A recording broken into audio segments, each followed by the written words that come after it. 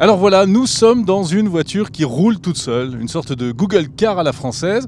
Ça, c'est un système qui a été mis au point par l'INRIA, l'Institut national de la recherche en informatique et en automatique, donc Institut français de recherche. Et le concept est un petit peu le même que la Google Car. Donc la partie pédale et la partie volant est prise en charge par une espèce de dispositif là, qui est dessous. Et tout cela est piloté par un ordinateur qui est ici, et un ordinateur sous Windows. Bon, alors c'est une petite voiture, hein, donc je suis devant, François est derrière. François, tu te sens en sécurité ? Alors écoute, oui, je suis en sécurité parce que déjà la demoiselle qui est devant nous a l'air de s'y connaître, hein, donc ça va, tout va bien. Mais c'est quand même étonnant. Alors, on est dans une petite voiture, une C1, hein, et on voit que ça fonctionne. Malgré tout, on se pose la question de savoir si ça marcherait véritablement dans des environnements un petit peu plus hostiles, hein, de la route, c'est-à-dire par exemple le périphérique parisien, ou alors si on devait traverser un village ou une ville. Donc mais c'est étonnant, et il y a toujours ce côté un peu magique de regarder, de voir le volant qui tourne tout seul, la voiture qui accélère toute seule. Voilà, il nous tarde que ça arrive demain, parce que l'idée c'est que demain on puisse avoir ça aussi dans notre voiture. Alors je sais pas, peut-être dans 5 ans, dans 10 ans, mais ça arrivera sans doute un jour. La limite de vitesse est fixée à 50 km/h. Néanmoins, le conducteur peut choisir lui-même la vitesse, et c'est lui qui a le dernier mot là-dessus. Alors voilà. Et puis par ailleurs, on a aussi, il peut aussi prendre des décisions comme faire un arrêt d'urgence en actionnant le bouton stop, ou il peut prendre la décision de changer de voie pour doubler quelqu'un ou pour tourner par exemple. Et comment fonctionne le repérage ? Alors il y a des capteurs à l'extérieur du véhicule ? On a un système de localisation qui nous permet de savoir où on est très précisément. Donc avec un GPS qu'on va fusionner avec les informations sur la vitesse ainsi que sur l'angle de braquage du véhicule. Donc ça nous permet d'avoir une précision centimétrique pour la localisation. Et on a également un système de détection de lignes de marquage grâce à la caméra qui est située juste ici. Après, à l'avant du véhicule et à l'arrière, on a des capteurs laser qui vont nous permettre de faire la détection des obstacles. Est-ce que c'est le même principe que la Google Car dont on a beaucoup parlé ? Alors, il y a des choses qui sont comparables. Néanmoins, ce qu'il faut savoir avec la Google Car, c'est qu'elle est équipée d'un capteur laser qui balaye sur 64 couches, qui permet de faire une cartographie 3D de l'environnement. Ce qui est très bien, mais néanmoins, c'est un capteur qui est très onéreux, puisqu'il coûte dans les 60 000 $. Bon, dans les virages, parfois, on sent que c'est un petit peu sec. Hein. On voit qu'on est encore dans un prototype, là. Hein. Oula. Bon ben voilà Jérôme, on peut le dire, nous avons fait un tour dans une voiture qui se conduit toute seule, et la première chose c'est qu'on est toujours vivant. Voilà, ça c'est plutôt vrai. Positif. On l'a échappé belle. Bon, alors on le voit, c'est quand même encore un peu expérimental. Oui, bien hein. sûr, bien sûr. Ouais, bon, on va pas faire du French bashing, mais il y a peut-être encore un peu de travail là. Hein, Voilà, c'est vrai. Mais bon, écoute, ça a le mérite d'exister. Il y a encore, on va dire, un potentiel, hein, oui, il y a un potentiel de développement. Alors comment ça marche cette voiture qui est capable de trouver toute seule une place dans le parking ? Eh bien par exemple, vous arrivez à la gare, vous devez prendre le train, Oui. plus besoin de chercher, galérer, hop, vous la Surtout posez. si on est en retard. Eh ben oui, donc vous la jetez devant la barrière, Voilà, vous la laissez devant la barrière. et là, tout se passe tout seul. Voilà, et regardez la démo. Alors bon, là c'est un petit parking de gare, hein, on est d'accord. Mais ça marche, c'est-à-dire qu'en fait cette voiture a des caméras en dessous Oui. qui vont détecter, regardez les lignes qu'il y a sur le parking, des lignes bleues ou rouges, et elle va suivre ces lignes et elle va se garer toute seule. Exactement. Alors vous l'avez compris, le monsieur qui est à côté avec son ordinateur n'est là que lui que Oui. pour contrôler, parce qu'il y a encore un petit côté prototype. Mais l'objectif, après, c'est que la voiture soit totalement autonome. Alors vous allez me dire, mais comment va-t-elle savoir qu'une place est occupée ou non ? Eh bien, parce que simplement, elle va avoir cette information par du Wi-Fi ou par du GSM à l'intérieur de la voiture. Elle aura ces informations qui remonteront. Elle saura donc quelles places sont libres ou pas. Voilà, et donc ce système a été mis au point par une entreprise française qui s'appelle ADM Concept.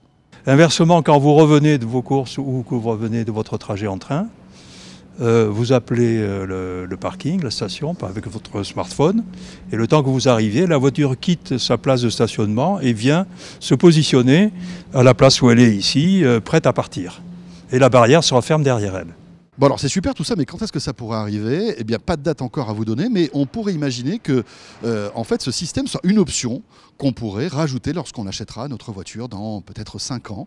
Voilà, on achètera ce système de valet de parking pour que la voiture se gare toute seule. Et qui est finalement assez light, assez léger, hein, parce que bon, des caméras dessous, un petit calculateur, c'est pas comme s'il fallait mettre des capteurs dans toute la ville pour pouvoir garer les voitures. Voilà, et on se prend à rêver. Peut-être que demain, ça pourra marcher en dehors des parkings. Peut-être que ça pourra marcher demain dans la rue et cette voiture se garera toute seule. Même poursuivre la route, finalement. Pourquoi pas, voilà. Mais nos amis voituriers ont quand même encore quelques années de travail devant eux. Ne vous inquiétez pas, c'est pas pour tout de suite visiblement. On est dans un minibus qui se conduit tout seul, il n'y a pas de chauffeur à l'intérieur. Ben oui, c'est un peu comme ce métro parisien qui n'a pas de chauffeur. Là, c'est sur la route, alors, en l'occurrence sur le parking d'une base militaire près de Paris. Oui. Donc il n'y a pas trop de circulation. Non, ça va, c'est on pas est plutôt trop tranquille dangereux là-dessus.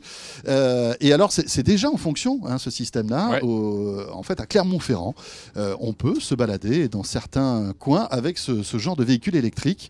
On en parle tout de suite ? Oui, avec l'un des responsables de la société Ligier qui a mis au point ce véhicule. Ce petit véhicule fonctionne par rapport à des caméras qui sont placées à l'avant et à l'arrière du véhicule et qui permettent de repérer des points spécifiques sur les bâtiments. Donc on va faire au préalable un premier enregistrement en manuel avec une simple télécommande. L'ordinateur et les caméras embarquées vont repérer des points spécifiques sur les bâtiments, recréer un rail virtuel entre guillemets, et une fois ce rail virtuel créé, on va simplement placer le véhicule sur sa trajectoire et le véhicule se débrouille tout seul. En plus du système de caméra qui permet de reconnaître et de retrouver son chemin, le véhicule dispose de capteurs qui permettent de créer une bulle de sécurité tout autour du véhicule et qui va, en fonction de la distance des objets ou des obstacles, ralentir le véhicule, voire même le faire s'arrêter. Du fait de l'expérimentation, on bride la vitesse à 10 km/h maximum. Et après, par la suite, nous, on peut faire des expérimentations un petit peu plus rapides jusqu'à 20 km/h. Toute personne normalement constituée a toujours une petite appréhension sur un véhicule de ce type. Mais on se rend compte rapidement que la personne va s'installer et ne même plus faire attention à ce qui se passe et se laisser transporter d'un point à un autre. Voilà, c'est impressionnant, hein, ce petit véhicule qui fonctionne tout seul, donc qui pour l'instant est réservé, on l'a compris, à des sites fermés.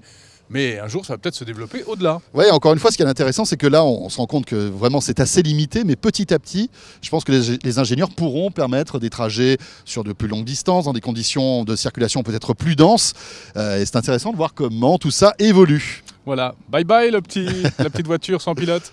Et c'est français tout ça, hein ? C'est bien quand même de le dire. Et vous connaissez tous ce cas de figure, oui. Vous roulez en ville, il y a un feu là-bas, très loin, alors vous vous dites, il faut que j'ai le feu vert, qu'est-ce que je fais ? J'accélère, je ralentis, je sais pas quoi faire. Finalement, on a le feu rouge, parce que c'est toujours comme ça. Puis on s'énerve, enfin bon. Alors imaginez un feu rouge connecté qui va en fait envoyer des informations à votre voiture pour que vous ayez la bonne vitesse pour justement avoir le feu vert. Le feu tricolore qui est équipé de l'antenne qui rayonne vers les véhicules. Donc il est placé à 300-400 mètres. Là on discerne tout juste le rouge en fait. On voit à l'instant T qu'il est rouge, mais l'application, le système me dit que je suis dans une zone verte. Donc je sais que quand je vais passer à l'aplomb du feu, le feu va être vert.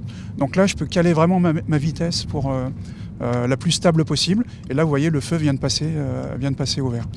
Donc c'est un système vraiment qui permet d'anticiper, qui permet d'avoir une conduite la plus coolée possible. Donc gain de conso, moins de stress et puis meilleure fluidité aussi puisqu'on s'arrête pas à chaque feu rouge. Les horizons court terme, c'est quelques années, c'est entre 3 à 5 ans. On va voir des systèmes coopératifs arriver, commencer à s'implanter petit à petit. Donc avec des initiatives européennes principalement.